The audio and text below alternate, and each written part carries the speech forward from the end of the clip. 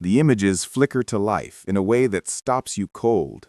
Not because they're new, but because they're real in a way that black and white photographs can never quite capture.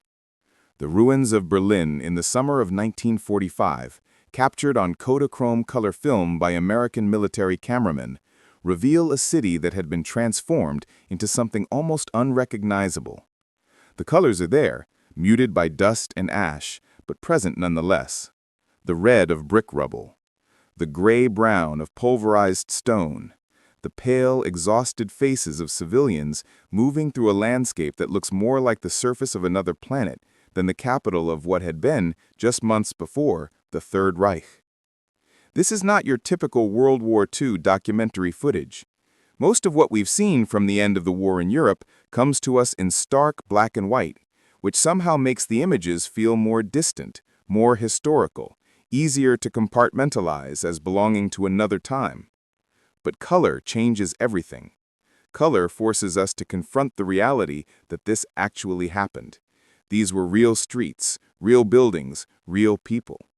The dust coating everything wasn't some abstract gray tone, but the actual color of pulverized civilization. The blood on the streets had dried to rust brown. The Soviet flags hanging from captured buildings were a vivid, triumphant red. The footage we're about to explore comes primarily from Special Film Project 186, a massive American military documentation effort led by Hollywood director George Stevens and his Special Coverage Unit. In the summer of 1945, starting in early July, Stevens and his team of cameramen were granted access to film in the freshly occupied city of Berlin. What they captured would become some of the only color film documentation of the immediate aftermath of the war in Europe. For decades, much of this footage remained archived and largely unseen by the public. When it finally emerged, carefully preserved and restored, it provided historians and the public with an unprecedented window into one of history's most consequential moments. Berlin in 1945 was not simply a defeated city. It was a city that had been systematically destroyed from multiple directions, through years of strategic bombing by Allied air forces, and then through weeks of brutal block-by-block combat as Soviet forces fought their way through its streets. The statistics tell part of the story. Roughly one-third of the city had been completely destroyed. Approximately 600,000 apartments no longer existed. Of Berlin's pre-war population of 4.3 million, only 2.8 million remained. The rest had fled, been killed, or been evacuated. What the color footage reveals is the texture of that destruction, the specific reality of what those numbers actually meant on the ground. Understanding what we see in this footage requires understanding what came immediately before. The Battle of Berlin, fought between April 16th and May 2nd, 1945, was one of the final and bloodiest battles of the European theater. The Soviet Red Army, having pushed westward across Eastern Europe with relentless determination, finally reached the capital of Nazi Germany with overwhelming force. What followed was not simply a military operation, but an act of historical reckoning, the final settling of accounts for the devastation the Germans had inflicted on the Soviet Union. The Soviet forces that converged on Berlin were staggering in their size and firepower. Marshal Georgy Zhukov's First Belarusian Front and Marshal Ivan Konev's First Ukrainian Front brought together approximately 2.5 million soldiers, over 6,000 tanks, and more than 40,000 artillery pieces.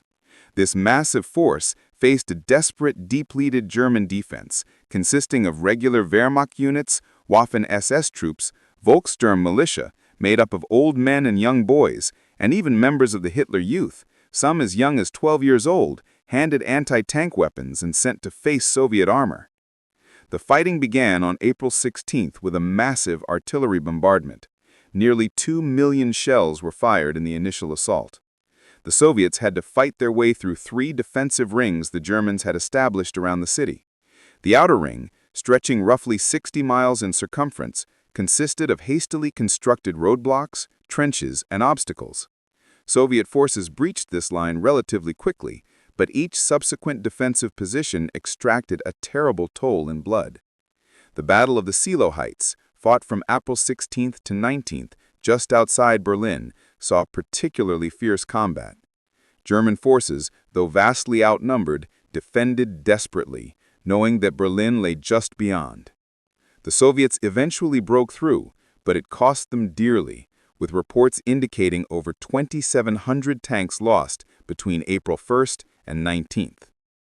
By April 21st, Soviet troops entered Berlin proper, and the character of the battle changed. This was no longer warfare across open ground, but brutal, grinding, urban combat. German defenders turned the city itself into a weapon, using the rubble of destroyed buildings as fortifications, firing from windows and basements, ambushing Soviet tanks as they navigated narrow streets. The Soviets responded with overwhelming firepower, using artillery and Katyusha rocket launchers to blast through resistance.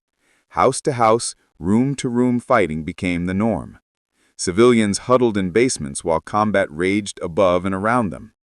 The symbolic heart of the battle centered on the Reichstag building, the former German parliament.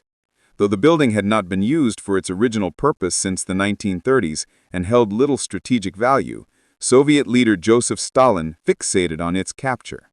He wanted the Soviet flag raised over this ultimate symbol of German power, and his commanders understood that their careers depended on delivering this victory. On April 30th, Soviet troops finally fought their way into the battered Reichstag. Fierce fighting continued inside and around the building as Soviet soldiers fought room to room against SS troops and other defenders. That same day, in his bunker beneath the Reich Chancellery a few blocks away, Adolf Hitler committed suicide alongside his wife, Eva Braun. The fighting didn't end with Hitler's death. German defenders, many unaware their Führer was dead, continued to resist. But the will to fight was crumbling. On May 2nd, General Helmuth Wittling, commander of the Berlin defense, ordered a ceasefire and surrender. The Battle of Berlin was over. The human cost had been catastrophic. Soviet forces suffered over 80,000 dead and more than 280,000 wounded. German military casualties were estimated at close to 100,000 dead, with countless more wounded. And then there were the civilians. Estimates suggest that over 100,000 Berlin civilians died during the battle, caught between artillery fire, bombing, starvation, disease, and the chaos of urban warfare. This was the immediate backdrop for the footage captured by George Stevens and his team just weeks later. The city they filmed was still smoking, still bleeding, still in shock from what had just occurred. To understand the footage, we need to understand the man who led the unit that captured it. George Stevens was already a respected Hollywood director when the war broke out. Born in Oakland, California in 1904, Stevens had worked his way up through the film industry, eventually directing successful romantic comedies and dramas like Swing Time with Fred Astaire and Ginger Rogers, and Gunga Din with Cary Grant. But when America entered the war, Stevens, like many of his Hollywood contemporaries, felt compelled to serve. In 1943, Stevens was commissioned as an officer in the United States Army Signal Corps. General Eisenhower personally ordered him to recruit a team of cameramen and technical personnel to document the war. He assembled 45 people, including talented Hollywood cinematographers like William Miller, writers like Irwin Shaw and Ivan Moffat, and various technical specialists. This unit, formerly known as the Special Coverage Unit, or SPECOU, was informally called Stevens Irregulars. Their mission was to create a comprehensive visual record of the American war effort in Europe. What made Stevens' unit unique was their equipment and their approach. While most military filming was done on standard black and white film stock, Stevens insisted on using Kodachrome color film whenever possible. This was expensive. The film was more difficult to work with, and processing was more complicated. But Stevens understood something crucial. Color would capture reality in a way that black and white simply could not. The military brass didn't always appreciate this, and there were constant bureaucratic battles over resources and access, but Stevens persisted. The SPECOU followed American forces through some of the most significant moments of the war. They filmed the D-Day landings on the beaches of Normandy, though much of this film was in black and white due to the challenging conditions. They documented the liberation of Paris in August 1944, capturing the joy and jubilation of French citizens in stunning color. They filmed the meeting of American and Soviet forces at the Elbe River in late April 1945, a moment of hope and supposed unity between the Allied powers. And then they went to the concentration camps. In late April and early May 1945, Stevens and his unit documented the liberation of Dachau concentration camp near Munich. The footage they captured there was so disturbing, so horrifying in its revelation of Nazi atrocities, that it profoundly affected everyone who filmed it. Stevens later said that after seeing Dachau, he could never again make the kind of light-hearted entertainment he had specialized in before the war. The footage from Dachau and other camps was later used as evidence in the Nuremberg trials of Nazi war criminals. Stevens himself helped prepare this material for presentation in court. After documenting Berlin in 1945 was by any measure a destroyed city. It seemed almost inconceivable that it could be rebuilt, that it could become again a functioning, prosperous urban center. Yet within a few decades, both East and West Berlin had been substantially rebuilt. By 1989, when the wall fell, Berlin was again one of Europe's major cities. And in the decades since reunification, it has become a thriving, dynamic capital, a center of culture, technology, and politics. This recovery did not happen by accident. It required enormous effort, vast resources, political will, and the labor of millions of people. In West Berlin, Marshall Plan aid, American support, and the determination of Berliners themselves drove reconstruction. In East Berlin, Soviet resources and communist planning rebuilt the city according to a different vision, with socialist realist architecture and a planned economy. Both approaches had their successes and failures, but both resulted in a city rising from the ruins that Stevens documented. The women clearing rubble in the 1945 footage were the first heroes of this recovery. Their labor, largely uncompensated and certainly unappreciated at the time, made everything else possible. Without them, the streets would have remained impassable, the rubble would have sat unmoved for years, and recovery would have been impossible. They deserve to be remembered, and the color footage ensures that they are. We can see them, these women in worn dark clothing, passing bricks hand to hand, their faces showing exhaustion, but also determination. They were building the future, brick by salvaged brick. The technological journey of this footage is also worth noting. It was captured on Kodachrome film in 1945, using cameras that would seem primitive by today's standards. It was processed in laboratories using chemical techniques that have since been replaced by digital methods. It was stored in film archives for decades, carefully preserved but largely inaccessible to the public. Then it was digitized, converted from analog film to digital files. More recently, it has been enhanced using artificial intelligence algorithms that can sharpen images, reduce noise, and even colorize black and white footage or enhance existing color. This progression from physical film to digital file to AI-enhanced video is itself a story about how we preserve and transmit history. Each technological stage has made the footage more accessible, but also potentially more altered from its original form.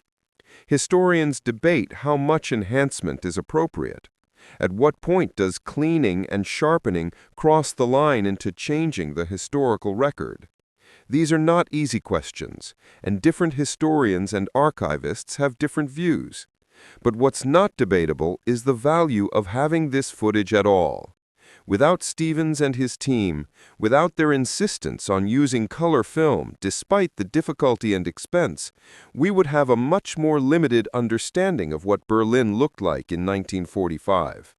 We would have written descriptions, we would have black and white photographs, but we would not have this color record that brings the period to life in such an immediate way. The decision to document, to record, to preserve, that's the first crucial step. Everything else builds on that foundation. The footage has been used in classrooms around the world to teach students about World War II and its aftermath. Teachers use it to help students understand that history is not just dates and names, but real events that happen to real people.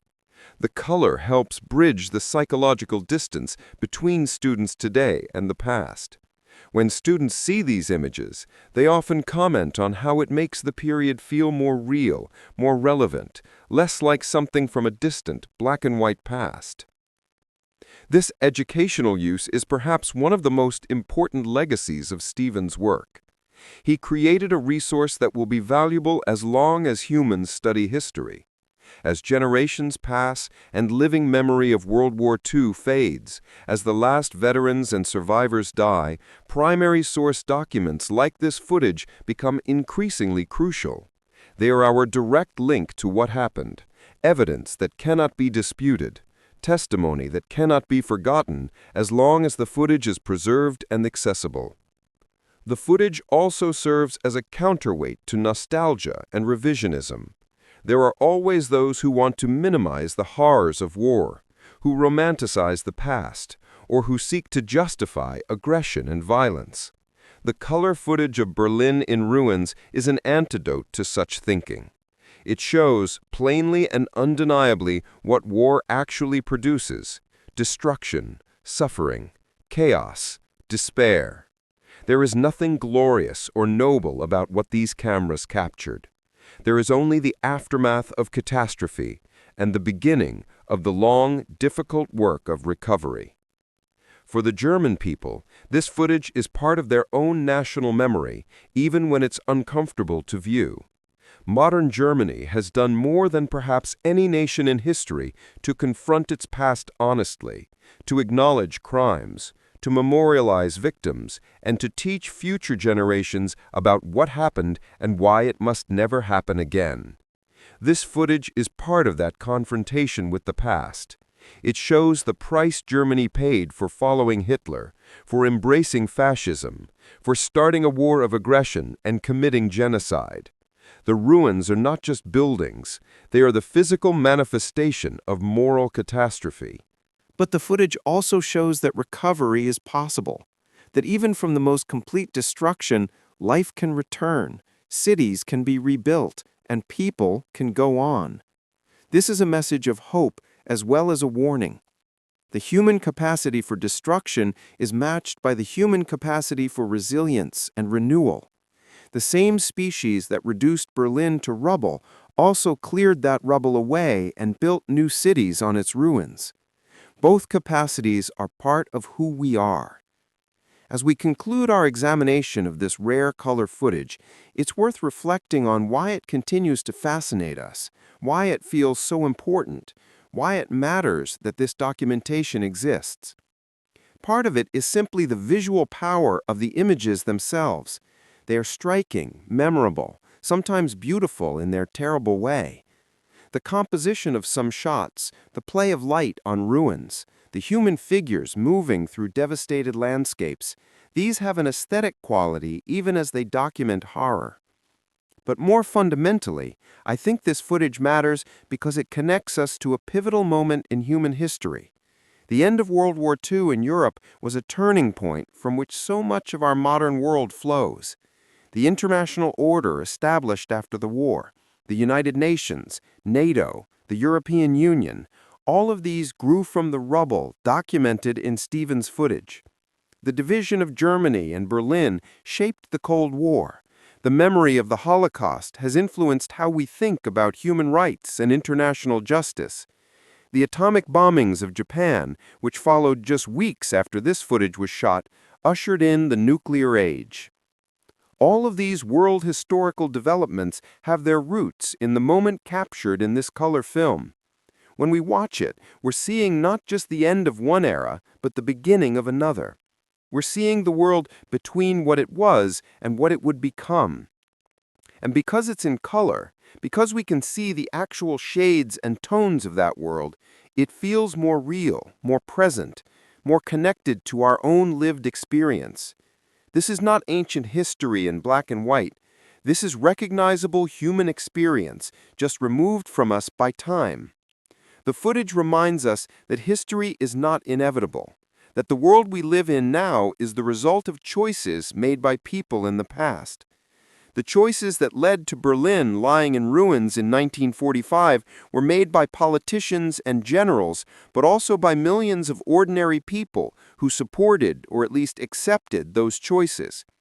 The choices about how to occupy and rebuild Germany, how to structure the post-war world, those too were made by people, and different choices might have led to different outcomes.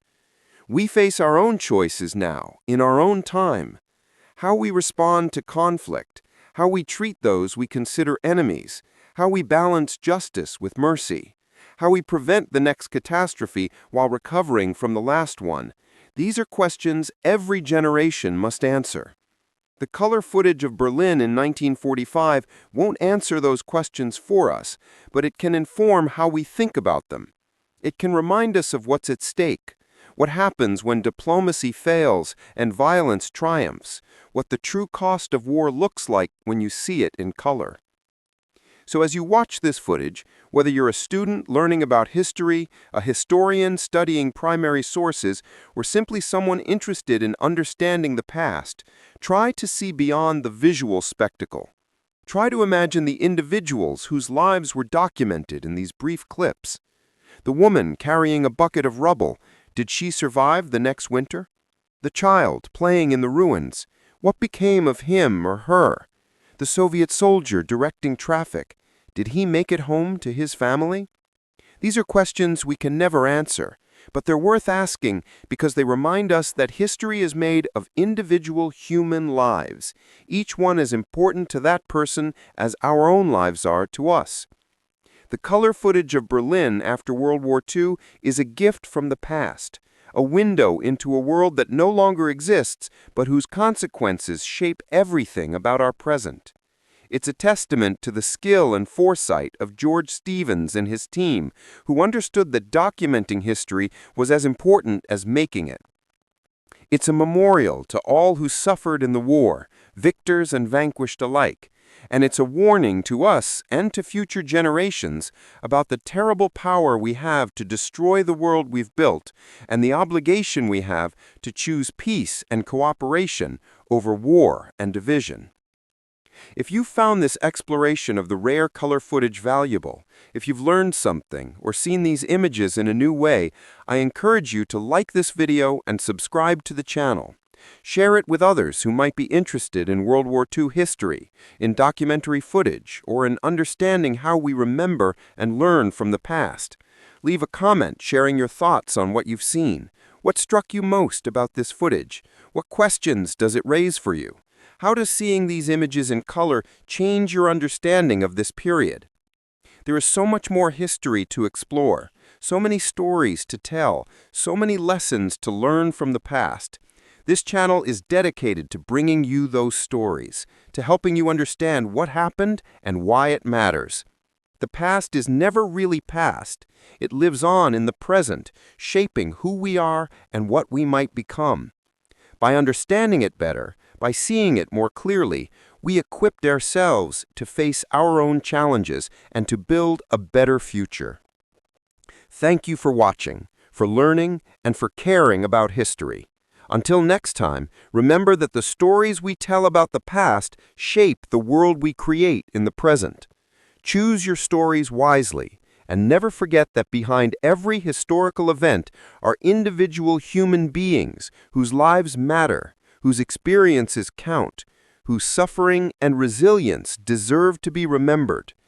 The color footage of Berlin in 1945 helps us remember, and in remembering, we honor those who lived through these times and commit ourselves to learning from their experience.